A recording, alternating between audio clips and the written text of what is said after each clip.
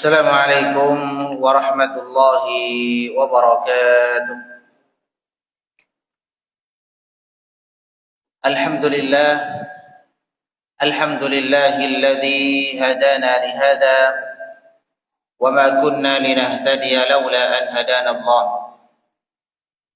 Wassalatu wassalamu ala Rasulillah wa ala alihi wa sahbihi wa mawalah.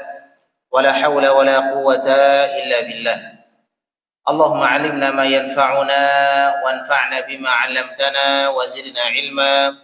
سبحانك لا علم لنا إلا ما علمتنا إنك أنت العليم الحكيم.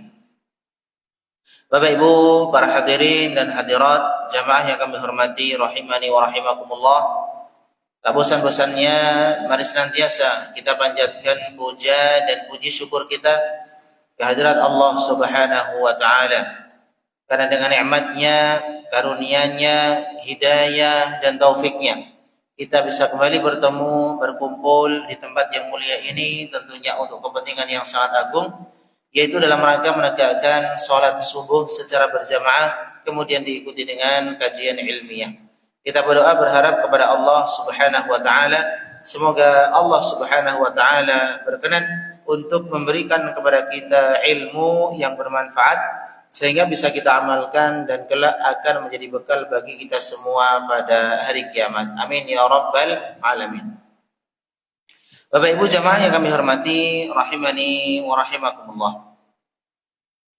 Sebagian manusia menyangka bahwa ketakwaan akan terwujud secara sempurna bila kita fokus hanya beribadah kepada Allah Subhanahu wa taala, lalu mengabaikan hubungan sesama manusia. Padahal kalau kita lihat di dalam hadis-hadis Nabi Muhammad sallallahu alaihi wasallam, jumlahnya tidak sedikit. Ada banyak riwayat yang menyebutkan bahwa seseorang tidak cukup hanya ibadah saja untuk masuk surga. Seseorang harus membangun hubungan yang baik kepada sesama. Salah satu hadis yang menyebutkan akan hal ini adalah ada seorang wanita rajin sholat, rajin sedekah, rajin puasa. Akan tetapi dia senang mengganggu tetangganya dengan lisannya. Senang menyakiti tetangganya dengan lisannya. Lalu apa kata Rasulullah sallallahu alaihi wasallam? Hiya finnar, la khaira fiha. Wanita seperti ini tidak ada kebaikannya sama sekali. Dan tiketnya sudah inden di neraka. Tetapi ada seorang wanita yang sholatnya biasa-biasa saja. Dia hanya menjaga sholat 5 waktu.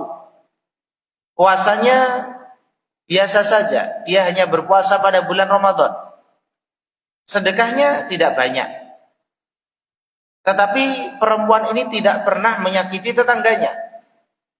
Tidak pernah melukai hati sesamanya. Lalu apa kata Rasulullah sallallahu alaihi wasallam? Hiya fil jannah. Perempuan seperti ini tiketnya sudah inden di surga. Ini salah satu hadis Bapak Ibu sekalian yang mengajarkan kepada kita bahwa untuk mendapatkan surga itu tidak cukup dengan sholat. Untuk mendapatkan surga itu tidak cukup dengan puasa. Untuk mendapatkan surga itu tidak cukup dengan sedekah. Tetapi harus dibarengi dengan apa? Menghindari perbuatan-perbuatan yang dapat menyakiti orang lain. Disebut dengan akhlakul karimah. Adab harus baik. Perilaku harus baik. Ini syarat untuk masuk surga. Di dalam hadis lain, hadis yang sering kita dengar, yaitu Rasulullah sallallahu alaihi wasallam pernah bertanya kepada para sahabat, Wahai para sahabatku, atadruna manil muflis? Tahukah kalian siapa orang yang bangkrut itu? Lalu para sahabat radhiyallahu anhu mengatakan, ya Rasulullah, al-muflisu fina man la dinara lahu wa la dirham. Orang yang bangkrut di antara kita itu adalah orang yang tidak punya dinar, tidak punya dirham. Tidak punya harta, itu orang yang bangkrut. Ini kata para sahabat radhiyallahu anhu. Lalu apa kata beliau sallallahu alaihi wasallam? Orang yang bangkrut, kata beliau sallallahu alaihi wasallam adalah, coba kita perhatikan lafadznya, Pak. Orang yang datang pada hari kiamat dengan pahala yang pertama sholat. Sholat yang dia lakukan itu diterima, Pak. Sehingga dia mendapatkan pahala dari sholatnya. Apakah kita yakin sholat kita diterima? Lalu kita mendapatkan pahala? Kalau kita yakin pun berapa pahala yang kita dapatkan dari sholat kita? Seperberapanya? Karena kita sering tidak khusyuk di dalam sholat. Orang ini, Pak, pahalanya dapat. Sholatnya diterima oleh Allah Subhanahu Wa Taala. Dan dia, kata beliau sallallahu alaihi wasallam, yang kedua, datang dengan pahala puasa. Berarti apa? Pahala dia dapatkan. Berarti apa? Puasanya diterima oleh Allah Subhanahu Wa Taala. Dan kita nggak tahu ini, Pak. Puasa kita itu kira-kira diterima oleh Allah atau tidak. Orang ini diterima, berpahala di sisi Allah Subhanahu Wa Taala. Lalu yang ketiga, kata beliau sallallahu alaihi wasallam, orang ini membawa pahala sedekah. Berarti dia ketika sedekah ikhlas. Tidak ada riya, tidak ada sum'ah, tidak ingin dipuji, tidak ada kepentingan-kepentingan yang lainnya kecuali Allah Subhanahu Wa Taala. Ada pahala pada sedekahnya. Salatnya diterima, puasanya diterima, sedekahnya juga diterima, ada pahalanya semua. Tetapi bersamaan dengan itu, kata beliau sallallahu alaihi wasallam, dia dulu di dunia pernah mencela fulan, pernah menjatuhkan kehormatan fulan, pernah menyakiti fulan, pernah memakan harta orang lain tanpa cara yang hak dibenarkan di dalam syariat kita. Lalu apa kata beliau sallallahu alaihi wasallam? Orang seperti ini, Bapak Ibu sekalian, termasuk orang yang rugi. Bagaimana dengan orang yang sholatnya nggak tahu diterima? Bagaimana dengan orang yang puasanya tidak tahu apakah diterima atau tidak? Orang ini diterima, Pak, puasanya, tapi dulu di dunia dia sering berbuat dolim kepada orang lain. Lisannya kalau berbicara nyelekit, menyakiti orang lain. Orang-orang itu takut dengan lisannya. Kehadiran dia itu mengganggu. Kehadiran dia tidak ditunggu oleh orang lain. Pasti bermasalah orang ini. Meskipun puasanya diterima, sholatnya diterima, sedekahnya diterima, orang ini termasuk orang yang bangkrut. Lalu nanti pada hari kiamat, kata Rasulullah sallallahu alaihi wasallam, kebaikan-kebaikan yang tadi dia dapatkan itu, Pak, pahala puasa, pahala sholat, pahala sedekah atau zakat, akan ditransfer kepada orang yang dia zalimi. Kalau sudah habis, maka dosa orang yang dizalimi tadi akan ditransfer kepada dia. Wal'iyadu billahi min dzalik. Inilah orang yang bangkrut versi Nabi Muhammad sallallahu alaihi wasallam. Maka Bapak Ibu sekalian, mempelajari adab, mempelajari akhlak, baik itu dari kitab-kitab para ulama atau dari pengalaman orang-orang yang sudah tua, pengalaman orang-orang yang hebat, itu sangat penting, Pak. Karena tanpa kita belajar akhlak, tanpa kita belajar adab, potensi kita masuk neraka sangat besar. Dan itu yang sangat kita takutkan. Jangan sampai pahala yang kita kumpulkan hangus semua gara-gara apa? Kita tidak punya adab, kita tidak punya akhlak kepada sesama manusia. Maka Ibnu Hajar Al-Asqalani rahimahullahu ta'ala, beliau menyusun kitab yang sangat fenomenal, Pak, yaitu kitab apa? Bulughul Maram. Isinya hadis-hadis tentang fikih. Dari kitab Thaharah, kitab ibadah, kitab munakahah, kitab jinayah, kitab muamalah, semuanya ada di dalam kitab itu, lengkap. Semuanya berbicara tentang fikih. Lalu apa yang beliau lakukan, Pak, pada kitab beliau? Beliau ketika menyusun kitab ini meletakkan di akhir kitab beliau hadis-hadis tentang adab dan akhlak. Bayangkan, Pak, dari awal sampai, karena isinya itu kan sekitar 1000-an, Pak. Hampir akhir itu, Pak. Dari awal sampai hampir akhir isinya tentang kitab-kitab fikih. Hadis-hadis berkaitan dengan fikih. Lalu di kitab yang terakhir beliau Ibnu Hajar Al-Asqalani rahimahullahu taala menyusun satu kitab disebut dengan kitab Al-Jami'. Apa isinya? Isinya tentang adab dan akhlak kepada sesama manusia. Kenapa beliau meletakkan hadis-hadis tentang adab, hadis-hadis tentang akhlak di akhir kitab beliau? Karena orang yang selalu belajar fikih, Bapak Ibu sekalian, itu biasanya hatinya keras. Orang itu kalau sering belajar fikih, tidak dibarengi dengan belajar adab, tidak dibarengi dengan belajar akhlak, hatinya akan keras. Coba kita, Bapak Ibu sekalian, gara-gara apa? Yang satu kunut subuh, yang satu tidak kunut subuh. Boleh kita ambil yang tidak kunut subuh, boleh. Tapi jangan sampai hati kita keras gara-gara itu, Pak. Yang kunut subuh juga sama, boleh jenengan kunut subuh menurut keyakinan jenengan. Karena itu pendapat Imam Syafi'i rahimahullahu ta'ala. Tapi ingat, jangan kemudian menjadikan itu sebagai sesuatu yang mutlak, pasti harus dilakukan, kemudian hatinya menjadi keras. Karena apa? Melihat seakan-akan orang yang berbeda itu pasti salah. Jadi sudut pandangnya itu berbeda. Jangan disamakan. Orang yang belajar fikih, Bapak Ibu sekalian, kenapa hatinya menjadi keras? Karena akan selalu berselisih. Ini mengatakan A, ini mengatakan B. Nanti ada pendapat C, ada pendapat D. Yang benar yang mana? Menurut A yang benar A, menurut B yang benar B. Masing-masing punya dalil, masing-masing punya argumen. Maka di saat kita belajar fikih, Bapak Ibu sekalian, kita juga harus membarengi dengan cara belajar apa? Belajar kitab adab dan akhlak. Penting sekali, Pak. Supaya kita tahu, oh kalau berselisih itu adabnya seperti ini. Supaya hati kita tidak keras. Oh kalau makan itu adabnya seperti ini. Oh di dalam bertutur kata adabnya seperti ini. Itu disebutkan oleh para ulama rahimahumullah di kitab adab dan akhlak. Dan para ulama menyebutkan, Bapak Ibu sekalian, akhlak itu ada dua. Yang pertama, kata para ulama, akhlak yang bisa diupayakan, yang bisa dipelajari. Namanya muktasab. Mungkin kita tipenya bukan penyabar, bukan pemaaf, tapi itu bisa dipelajari, Pak. Entah itu kita bertanya kepada orang-orang yang punya pengalaman, bagaimana cara memaafkan orang, bagaimana cara bersabar kepada bawahan, bagaimana bersabar kepada pimpinan. Entah itu pengalaman orang lain, atau kita membaca kitab-kitab para ulama rahimahumullahu ta'ala.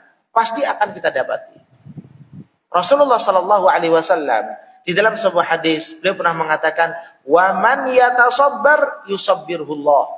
Barang siapa yang belajar sabar, lalu Allah mudahkan, pasti Allah jadikan dia penyabar. Jadi kalau kita ingin tahu bagaimana cara sabar, belajar. Kalau kita ingin tahu bagaimana cara meredam emosi, belajar. Beberapa waktu yang lalu, Bapak Ibu sekalian, ada kawan kami bertanya kepada kami, "Tat, di Islam itu diajari nggak cara meredam emosi?" Diajari, Mas. Caranya bagaimana? Kata orang ini. Lalu saya menyebutkan yang pertama, kalau kita berdiri dalam kondisi emosi nih, Pak, kita berdiri, maka supaya emosinya turun, ya, teredam, bagaimana caranya? Ganti posisi. Dari berdiri kemudian apa, Pak? Duduk. Kalau duduk masih emosi, ganti posisi. Dari duduk kemudian apa? Berbaring. Berbaring masih emosi gimana, Pak? Mungkin nggak orang berbaring masih apa? Emosi. Ganti posisi lagi. Mungkin jangan di tempat itu. Gimana caranya? Keluar dari rumah ke masjid. Itu yang dilakukan oleh Ali bin Abi Thalib radhiyallahu anhu ketika beliau punya masalah dengan istri beliau Fatimah, putri Nabi Muhammad sallallahu alaihi wasallam. Beliau pergi dari rumahnya kemana? Ke masjid, tidur di masjid, Pak. Artinya apa? Orang itu kalau emosi ganti posisi. Di posisi itu nggak bisa pergi, ganti tempat. Itu di Islam diajarkan, Bapak Ibu sekalian. Kemudian belum lagi kita diajarkan untuk berwudu. Kalau sedang emosi, Pak, jangan pikir panjang, langsung keluar, ambil air wudu. Itu akan surut emosinya. Kena air, Pak. Ambil air wudu. Saya pernah, Pak, ada seorang guru kami, itu sedang emosi. Di kelas ketika kami kelas 3 SMA dulu di pondok. Emosi karena ada santri intinya kurang adab. Lalu beliau tidak banyak bicara, keluar dari kelas wudu. Sebelumnya merah sekali wajahnya itu, Pak. Tapi setelah wudu jadi adem. Ternyata apa? Beliau mengajari kepada kita kalau sedang emosi jangan diluapkan, tapi diredam dengan cara apa? Berwudu. Insya Allah hilang. Dipaksa itu, Pak. Insya Allah hilang sambil dilawan. Nah, lalu dia mengatakan, tahu nggak, Tat? Saya itu pernah ikut pelatihan. Berapa saya bayar? 6 juta, Pak. Pelatihan apa? Pelatihan supaya kita bisa menahan emosi. Nanti diajari tarik napas dalam-dalam, buang. Ya kayak orang melahirkan itu, Pak. Tarik napas dalam-dalam, kemudian apa? Buang. Itu caranya katanya. Jadi mengatur napas.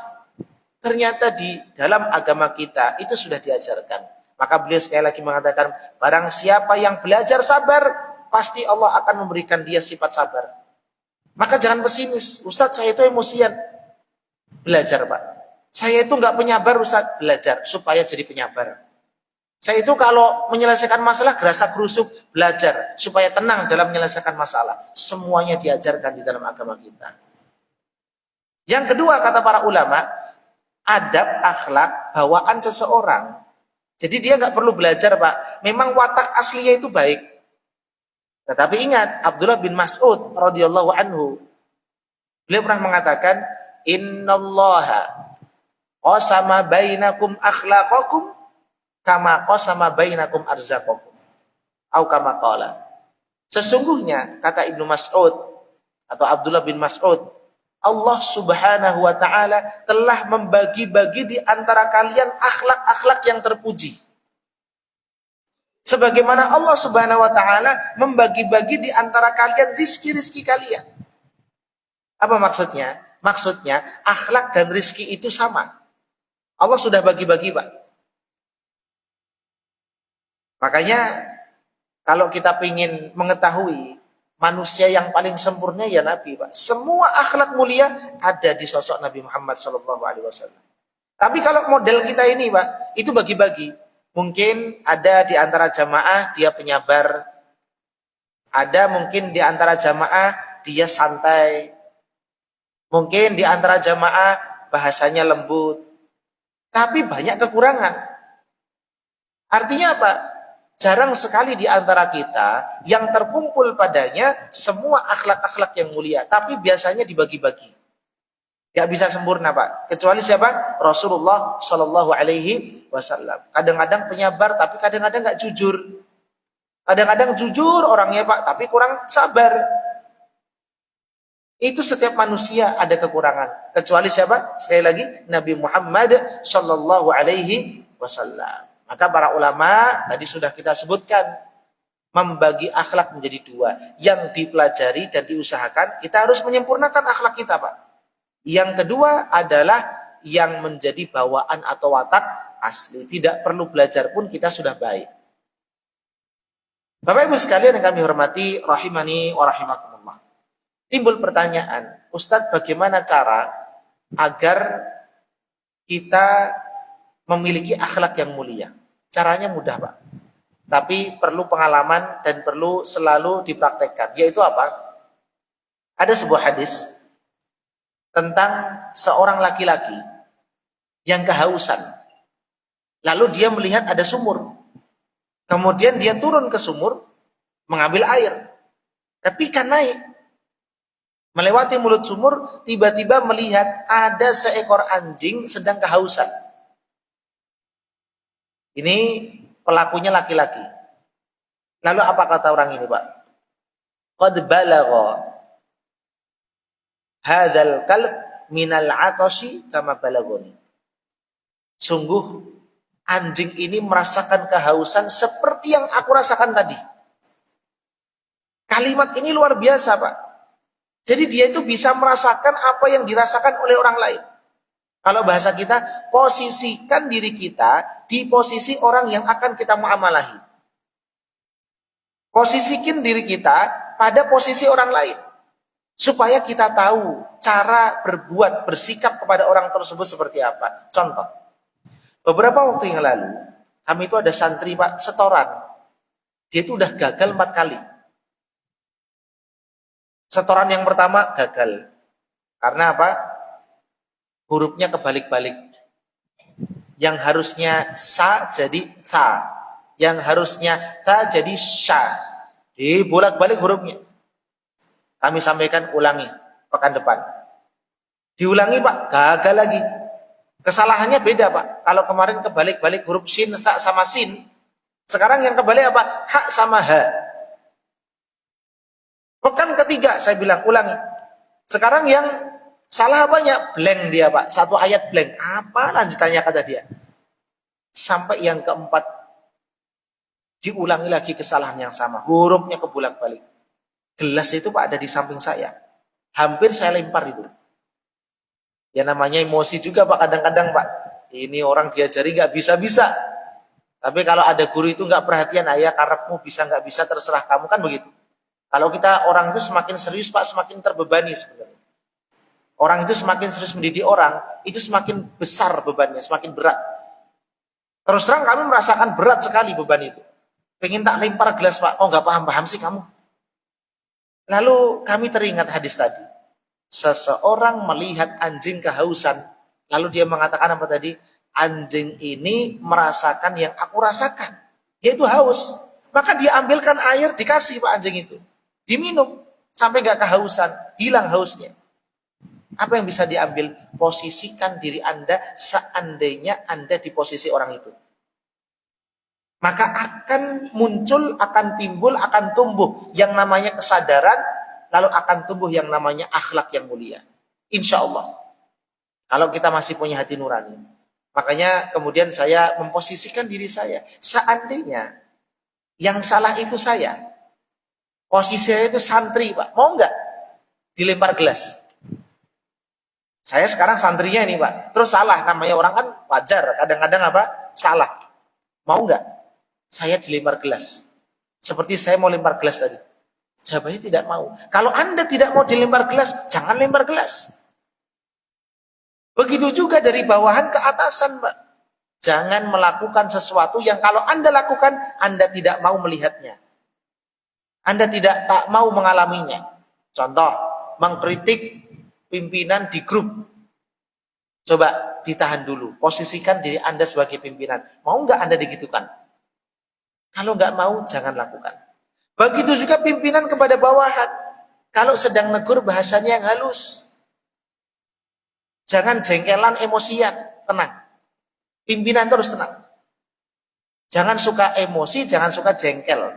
Selalu husnudon, perbanyak maaf. Apa kata Rasulullah SAW? Ketika beliau Shallallahu Alaihi Wasallam, Pak, didatangi oleh seseorang. Wahai Rasulullah, kam na'fu anil khadim. Berapa kali kita itu seharusnya memaafkan pembantu kita? Berapa kali? Rasulullah diam, fasomata. Lalu pertanyaan ini diulangi lagi. Wahai Rasulullah, kam na'fu anil khadim. Berapa kali seharusnya kita memaafkan pembantu kita? Rasulullah diam, Pak. Sampai 3 kali diulangi lagi pertanyaan yang sama, baru Rasulullah Shallallahu Alaihi Wasallam menjawab. Apa kata beliau? Maafkan pembantu kalian minimal sehari 70 kali. Berapa kali? 70 kali. Ini bukan pembatasan. Artinya apa? Sering-sering memaafkan. Orang itu kalau ingin belajar akhlak yang baik, Pak, dari mana dimulai? Dari apa? Sering-sering memaafkan. Milikilah hati yang longgar, jangan mudah dendam, jangan mudah emosi. Oh ya sudahlah, itu manusia. Ya sudahlah, itu manusia. Begitu Pak. Kalau itu berkaitan dengan pelayanan pribadi kita, urusan pribadi kita yang membuat kita jengkel. Tapi kalau urusan syariat jangan. Dia nggak pernah sholat misalnya bawahan kita, tegur, kasih arahan, tapi bukan marah-marah. Pakai logika kita. Mas, mau nggak? Pian masuk masjid. Pian nggak pernah sholat loh, tapi pian masuk masjid untuk disolati, mau nggak? Sesekali begitu Pak. Bukan, ayo sholat, kalau nggak sholat dipotong gaji. Bukan begitu caranya. Pakai logika kita. Mas mau nggak sholat ke masjid? Nggak mau. Mau nggak disolati? Jadi pian itu sekali aja ke masjid, tapi apa? Disolati. Mau nggak seperti itu? Oh nggak mau. Jadi belajar memaafkan itu Bapak Ibu sekalian akan melatih diri kita untuk menjadi orang yang berakhlak mulia. Ya, maka posisikan sekali lagi diri kita di posisi orang yang akan kita muamalahi. Insya Allah dengan itu kita akan berpikir jauh. Oh jangan, ini nggak baik kalau saya lakukan. Nanti kalau saya lakukan dia tersinggung. Saya juga nggak mau kok digitukan. Itu Pak caranya. Supaya kita punya akhlak yang apa? Yang baik. Maka Bapak Ibu sekalian sedikit pada pagi hari ini kita akan masuk pada hadis yang pertama. Yaitu hadis berkaitan dengan hak sesama muslim.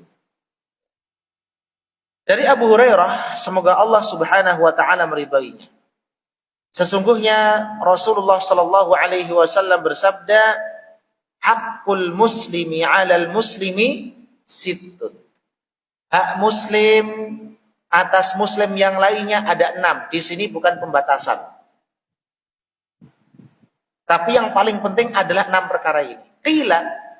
Lalu para sahabat radhiyallahu anhum bertanya, "Ma hunna ya Rasulullah?" Wahai Rasulullah, 6 perkara itu apa? 6 hak muslim atas muslim yang lainnya itu apa saja? Qala, lalu Rasulullah sallallahu alaihi wasallam menjawab. Ini yang pertama, Pak. Kalau kita praktekkan luar biasa. Itu awal akhlak kita akan menjadi baik.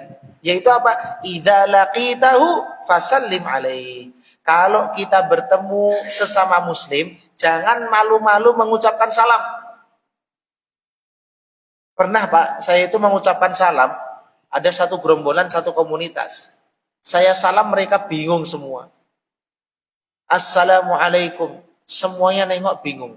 Ada satu kenal sama saya, jawabannya bukan waalaikumsalam Pak. Oke tat, gitu Pak. Harusnya gimana? Waalaikumsalam. Jawabannya Pak, oke tat, begitu. Saking itu loh Pak, saking jarangnya orang itu mengucapkan salam. Sesuatu yang sangat asing mengucapkan salam itu. Jangan kita menyalah-nyalahkan satu komunitas yang dia masuk kemana-mana. Preman disalami, setiap muslim disalami, anak kecil disalami. Itu bagus kebiasaan itu Pak. Jangan kritik itunya. Masing-masing komunitas itu pasti punya kelebihan, pasti punya apa? Kekurangan. Tapi yang baik-baik dipertahankan, itu baik. Kemudian kita introspeksi. Kita masih malu kayaknya kalau salam kepada orang yang tidak kita kenal. Padahal di dalam hadis sebutkan, salamlah kepada orang yang Anda kenal maupun orang yang tidak Anda kenal. Salam. Yang penting pastikan dia adalah seorang muslim. Assalamualaikum. Nah, ini yang pertama. Yang kedua, Bapak Ibu sekalian, wa idza da'aka fa'ajibhu. Kalau engkau diundang untuk menghadiri walimah, maka penuhi undangannya. Mayoritas ulama mengatakan yang wajib untuk dipenuhi hanya satu, yaitu undangan walimah pernikahan. Itu saja Pak. Kalau walimah khitan itu tidak wajib, tapi sunnah. Walimah akikoh itu tidak wajib, tapi sunnah. Walimah pindahan rumah baru itu tidak wajib, tapi sunnah. Walimah dari perjalanan safar yang panjang, kemudian kita makan-makan mengundang manusia di rumah, itu juga termasuk sunnah, tidak wajib untuk mendatanginya. Kecuali satu tadi kita sebutkan, walimah apa tadi? Pernikahan. Hukumnya menurut mayoritas ulama wajib untuk kita hadir. Ustadz saya puasa, hadirnya Pak yang penting. Urusan makan itu nggak ada masalah. Yang penting apa? Hadir. Nggak makan pun nggak ada masalah. Ustadz saya puasa sunnah kok boleh dibatalkan. Ustadz saya puasa qadha, puasa wajib jangan dibatalkan. Yang penting hadir Pak. Ngetok kalau bahasa kita. nampakkan batang hidung kita karena kita diundang secara khusus. Nah, ini yang kedua. Yang ketiga, Bapak Ibu sekalian, wa idastansohaka fansohlahu. Kalau ada seorang muslim minta nasihat, nasihati, jangan pelit dengan nasihat.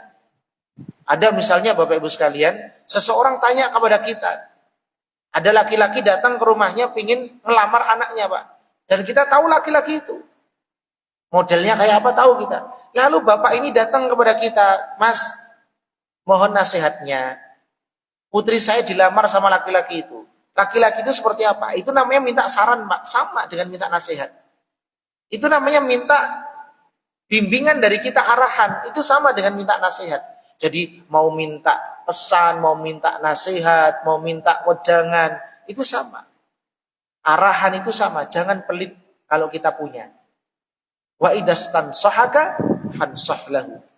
Kemudian yang keempat, kata Rasulullah sallallahu alaihi wasallam, wa idza atasa fahamidallaha fashammithu. Kalau ada sesama muslim bersin, Pak, lalu dia mengucapkan alhamdulillah, maka kita balas dengan mengucapkan apa?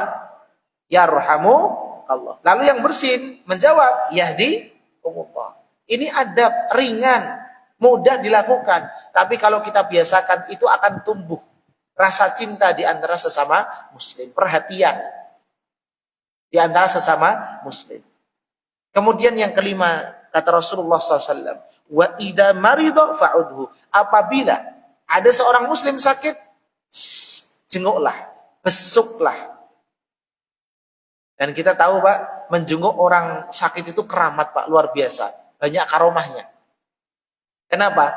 Karena di dalam kitab disebutkan oleh Ibnu Qayyim rahimahullah ta'ala, kalau bukan karena musibah dunia, kata beliau, kalau bukan karena sakit, kata beliau, kalau bukan karena ujian-ujian, kata beliau, manusia itulah asobahum, tidak akan tertimpa penyakit hati. Apa saja? Yang pertama, kibir, sombong. Orang itu Pak, kalau nggak pernah diuji, sombong dia Pak. Orang itu kalau nggak pernah sakit, sombong dia Pak. Kemudian wal ujubi, ujub dia. Oh, saya itu nggak pernah kok masuk rumah sakit, ujub dia Pak. Saya sehat, ujub dia. Wal far'anati, pasti dia akan ditimpa penyakit far'anah, yaitu kezoliman, zolim. Orang itu kalau nggak pernah jatuh Pak, biasanya ini dekat dengan yang nama kezoliman. Wa qaswatil qalbi, hatinya akan keras. Orang itu nggak pernah diuji Pak, itu biasanya hatinya akan keras. Sombong, ujub, hatinya keras, zolim. Itu identik dengan orang yang tidak pernah diuji. Selalu di atas, nggak pernah jatuh. Nah, orang yang sedang sakit itu jauh dari kesombongan. Bagaimana dia bisa sombong dengan jabatannya? Bagaimana dia bisa menyombongkan hartanya? Sedangkan jalan saja nggak bisa Pak. Makan saja nggak cerdas Pak. Nggak bisa dia. Kesombongan itu hilang. Ketika kita menjenguk orang yang tidak sombong, orang yang lemah, itu ada barokahnya. Berarti kita berdekatan dengan orang baik. Itulah hikmah kenapa menjenguk orang sakit itu barokahnya luar biasa. Di antaranya apa? Rasulullah Shallallahu Alaihi Wasallam bersabda, barang siapa yang mengunjungi, membesuk orang yang sakit di pagi hari, maka akan didoakan oleh malaikat. Jumlahnya berapa? 70.000 malaikat mendoakan kebaikan untuk orang tersebut sampai sore hari. Barang siapa yang menjenguk seorang muslim di sore hari, lalu dia mendoakan, ya, memotivasi, maka ada 70.000 malaikat akan mendoakan kebaikan untuk dirinya sampai pagi hari. Kenapa? Barokah.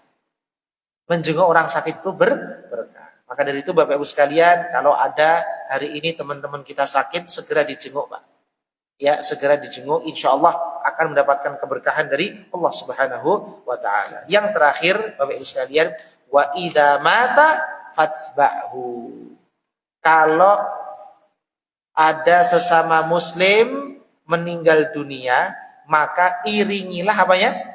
Jenazahnya. Ada sebagian jamaah Pak, rumahnya jauh dari Al-Jihad, tapi setiap duhur sholatnya di Al-Jihad. Kenapa? Karena dia tahu biasanya kalau duhur ada apa? Jenazah. Itu sunnah yang luar biasa. Ya, sunnah yang luar biasa. Apabila seorang muslim meninggal dunia, kata beliau SAW, maka iringilah jenazahnya. Apa faedahnya, keutamaannya? Kata Rasulullah sallallahu alaihi wasallam, "Man syahidal janazah." Barang siapa yang menghadiri salat jenazah hatta yusalliya falahu qirat, maka baginya pahala seukuran qirat. Wa man syahida hatta tudfan, barang siapa yang menyaksikan sampai dia dikuburkan, sampai tuntas kuburan itu, Pak. Dikuburkan sampai tuntas. Apa kata beliau? Hatta tudfan kana lahu qiraton, maka dia akan mendapatkan 2 qirat. Jadi kalau cuma sholat saja dapat berapa? 1 qirat. Kalau sampai menguburkan berapa? 2 qirat. Lalu para sahabat radhiyallahu anhum bertanya, "Ya Rasulullah, apa qirat itu?" Maka Rasulullah sallallahu alaihi wasallam bersabda, 2 qirat itu maksudnya adalah mithlul jabalaini al-'azimain, seperti 2 gunung yang besar. Jadi 1 qirat itu 1 gunung besar. Kalau 2 qirat berarti 2 gunung besar. Ini kata Rasulullah sallallahu alaihi wasallam. Jadi ini Bapak Ibu sekalian 6 hak muslim atas muslim yang lainnya. Mari kita amalkan. Jangan lupa yang pertama tadi apa, Pak? Mari lestarikan yang namanya apa? Mengucapkan salam. Assalamualaikum. Assalamualaikum. Jangan introvert bergaul. Assalamualaikum. Jangan jadi orang pemalu kalau nyalami orang itu, Pak. Bismillah. Berani kita nyalami orang. Assalamualaikum. Kemudian yang kedua, jangan lupa kalau ada undangan, entah itu pernikahan, hukumnya wajib, menurut Majelis Ulama atau yang lainnya, maka penuhi. Supaya Pak, orang yang undang itu senang. Diundang datang itu senang. Dikasih ya terima kasih. Kalau salah ya minta maaf. Kalau diundang ya datang, kan begitu, Pak. Yang ketiga, kata Rasulullah SAW, kalau ada yang minta nasihat, minta wejangan, minta saran kepada kita, jangan pelit. Kemudian yang keempat, kalau ada yang bersin, ini simple, Pak. Alhamdulillah kata orang itu. Kita jawabnya apa? Yarhamu Allah. Ini jarang loh, Pak. Mengucapkan yarhamukallah jarang kita dengar. Karena alhamdulillah diem saja semasjid. Harusnya apa? Yarhamukallah. Kemudian yang kelima, kalau sakit dijenguk. Dan yang terakhir, jangan lupa kalau ada yang meninggal, mohon maaf Pak, jangan malas untuk sholat jenazah. Jangan malas untuk mengiringi jenazahnya. Ada Pak sebagian itu punya karakter malas. Malas ngetok gitu. Malas ngetok tuh malu kalau dia kelihatan sama orang. Kayak hewan itu loh Pak, hewan kura-kura. Kalau kelihatan orang kepalanya masuk. Jalan apa? Ada orang masuk gitu. Gak ada orang keluar lagi gitu. Gak ada orang masuk lagi. Jangan kayak kura-kura. Kalau di Jawa itu namanya bulus. Jangan kayak bulus, Pak. Ada orang celep masuk, gak ada orang keluar. Ada yang meninggal tetangganya gak keluar rumah. Ini karakternya seperti apa orang seperti ini? Adabnya itu gak ada. Sebelah meninggal dunia kok dia malah santai-santai di rumah. Gak ada pergerakan sama sekali. Apalah dia ke rumahnya kah? Masakan kah? Ngundang-ngundang yang lain kah? Atau gimana? Tetangganya, Pak. Nah disinilah ya, Islam itu sebenarnya mengajarkan kepada kita akhlak dan adab yang sangat mulia, terutama kepada sesama apa? Muslim. Ayo Bapak Ibu sekalian, kita amalkan 6 hak tadi. Semoga ke depan ya akhlak kita semakin karimah, akhlak kita semakin baik, dan semoga Allah Subhanahu wa taala menyandingkan kita dengan baginda Nabi Muhammad sallallahu alaihi wasallam karena akhlak kita yang mulia. Wallahu taala a'lam bishawab. Semoga Bapak Ibu sekalian yang kami sampaikan pada pagi hari ini bermanfaat. Tentunya bukan hanya untuk wawasan tetapi untuk didakwahkan. Barakallahu fikum. Kita akhiri dengan doa kafaratul majlis. Subhanakallahumma bihamdik asyhadu an la ilaha illa anta astaghfiruka wa atubu ilaik. Assalamualaikum warahmatullahi wabarakatuh.